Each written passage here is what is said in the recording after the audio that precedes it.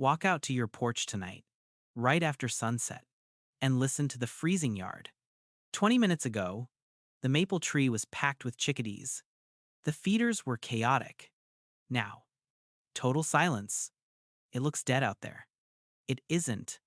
Right now, thousands of tiny, invisible neighbors are executing a silent, high stakes metabolic shutdown just inches from your porch light. Where did they actually go when the sun dropped? The answer is happening right in front of you. Subscribe, because your backyard is not what you think it is. Phase 1. The threshold of shadows.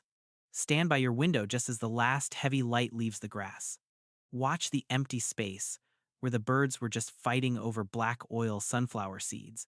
The sunlight dips below the roofline, and the daytime world instantly collapses. The feeding frenzy stops abruptly. The yard empties out in a matter of seconds. To human ears, the silence that follows feels peaceful. It isn't. It is the sound of absolute, urgent concealment. They don't fly away to some distant, protective forest. They don't travel miles to find shelter. They step directly behind the curtain, right here, in the dark. Total concealment. Look at the dense, tangled hedge lining. Your property line? You see a landscaping boundary, a mundane piece of shrubbery. The northern cardinal sees a fortress. As the shadows lengthen, the bright red bird moves deep into the center of the sharpest branches. He isn't going there for warmth. He is going there to disappear entirely. In the pitch black, a sleeping bird is nothing but exposed prey. The neighborhood cat prowling the fence line, the screech owl gliding silently over the brick chimney. To them, the yard is a hunting ground. The cardinal wedges himself into a space so tight that a predator cannot reach him without snapping dead branches. He finds a single, stiff twig. He settles his weight down, and then a physical lock engages. The moment his breastbone drops, the sheer weight of his body pulls tightly against a hidden cord of tissue running down the back of his leg. The toes snap shut around the wood. They lock like iron. He doesn't have to think about holding on. Gravity does the heavy lifting. The tendon permanently clamps his feet to the branch as long as he remains resting. He pulls his head down deeply into his shoulders. He stops moving. He will hold this exact, frozen position for the next 14 hours. Motionless. Mere feet from your bedroom window. Phase 2. The thermal war zone. By 8 o'clock, the true enemy arrives. The temperature drops rapidly below freezing. Survival in your backyard is no longer just about hiding from the eyes of hunting owls. It becomes a brutal, physical crisis. A hidden thermal war waged in the shadows directly beneath your boots. The night shift is clocking in. Look at the cracked branch of the old oak tree near the mailbox. Wedged deep into a splintered, hollow crevice is a black-capped chickadee. The bird weighs barely 11 grams, no heavier than a single dry cherry. That fragile mass of feather and hollow bone is its entire physical defense against a bitter, freezing wind. The cold pulls heat away like a greedy hand. The winter air acts like a heavy vacuum, sucking the warmth straight out of the bird's delicate frame. A body this small cannot naturally generate enough heat to survive the endless dark. The fuel tank is running empty. It should freeze solid by midnight. Are they actually still in there? They are, but the cold demands a massive sacrifice. The bird deliberately chokes out its own internal furnace. It drops its core body temperature by 22 degrees. It is not merely sleeping. It is executing a controlled, terrifying biological shutdown. Its heart rate crawls to a fraction of its daytime rhythm. Its lungs barely move. The tiny bird dances exactly on the razor's edge of death, slowing its bodily functions just enough to stretch its microscopic fat reserves until dawn. The frost is actively trying to crush its living cells right now. To fight back, the bird fluffs its outer feathers. Beneath the surface, thousands of microscopic hooks pull apart and lift. They zip together, trapping a millimeter-thin layer of warm air directly against its skin, turning its soft body into a suspended, Shivering stone. Right there. In the dark, while the chickadee freezes alone, others change the rules entirely, all summer long. The eastern bluebirds in your yard were fiercely territorial. They fought each other over every square inch of the garden. But the cold forces a total social collapse. Tonight, those boundaries dissolve. Look at the small wooden nest box mounted on the back fence. A dozen bluebirds have completely abandoned their rivalries. They cram themselves into that single, tiny cavity. They press their bodies together in a dense, desperate mass of feathers. Shared body heat is the only currency they have left to buy one more sunrise. Foes become a single, breathing lung pressing against the frost. A collective organism pooling its remaining warmth against the crushing weight of winter. They shift continuously in the pitch-black toms, rotating the outer birds into the warm center, pushing the warmed birds out to face the freezing wood, a slow, churning engine of survival happening in total silence. Phase 3. The distributed mind.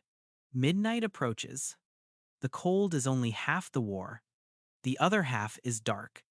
You look at the quiet trees, and you assume the sleeping birds are unconscious, completely vulnerable. Are they completely helpless out there? They refuse to give the night complete control.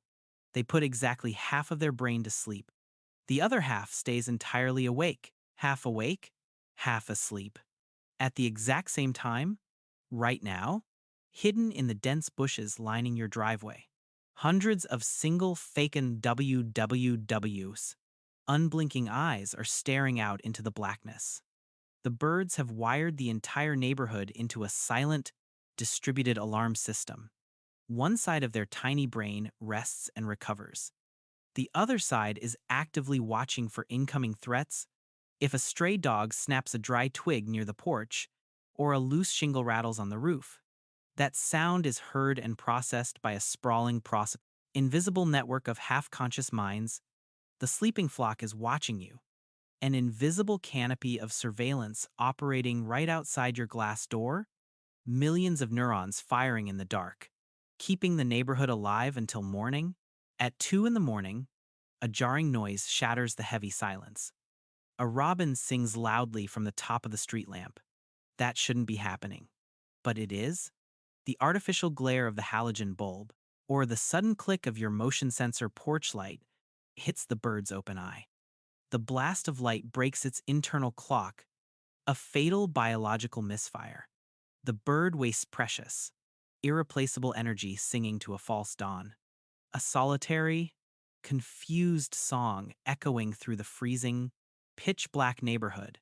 Every single note burns fuel. It desperately needs to survive the next 4 hours. Phase 4. The sky scale. Step off the porch. Walk into the center of the frozen lawn and look up past the bare, tucile branche. Look up past the glaring street lamps into the vast, empty black sky. It isn't empty.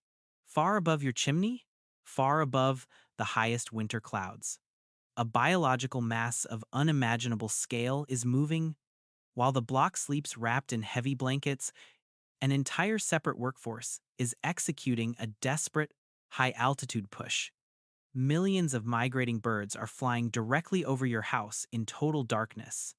Wood thrushes, warblers, hummingbirds, half an ounce of bone and feather fighting powerful crosswinds at 10,000 feet.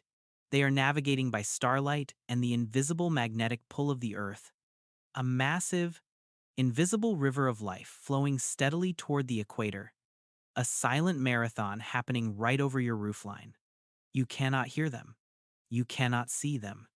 But millions of tiny hearts are beating furiously in the freezing upper atmosphere, right above you. Right now, how is there still a spark of life trapped inside that freezing wind? The air up there is 20 degrees colder than your frozen lawn. They are burning their own muscle tissue just to keep their wings moving. The fat reserves are completely gone. They are consuming their own bodies from the inside out, just to avoid falling from the sky. They are flying over sleeping cities, dark oceans, and endless highways, locked in a brutal race against starvation and exhaustion. The air up there is perfectly silent, but it is filled with the frantic, invisible effort of an entire hemisphere of life relocating in the dark. Millions of invisible neighbors passing over your shingles, fighting gravity. With every single breath, Phase 5. The survivor's sunrise. The first pale light finally breaches the horizon. The long, punishing night shift comes to an end. But waking up from near death is violent. The frost begins to break. Hidden inside the bark of the oak tree, the tiny chickadee begins to shiver violently. This is not a morning stretch. It is a brutal, forceful muscular spasm. The bird must rapidly generate heat to escape its own deliberate hypothermia. It is burning the absolute last fraction of its energy just to restart its own frozen blood. The heart hammers. The internal furnace roars forcefully back to life. It hurts. It is exhausting. But the core temperature climbs. Within 20 minutes, the heavy silence of the yard shatters. The birds return to the feeder. The yard is chaotic and noisy again. The seeds disappear in a frantic flurry of wings. The cardinals hop aggressively along the wooden fence. The bluebirds scatter from their shared wooden box, retreating to their separate, fiercely defended corners of the yard. The temporary truce is over. The half-awake night shift ends. The desperate, fully conscious foraging begins. They look perfectly normal. They look exactly like they did yesterday afternoon. Just small, common birds eating seeds on a winter morning. But you know the truth. You know what it cost them to be there. They didn't just wake up from a peaceful rest.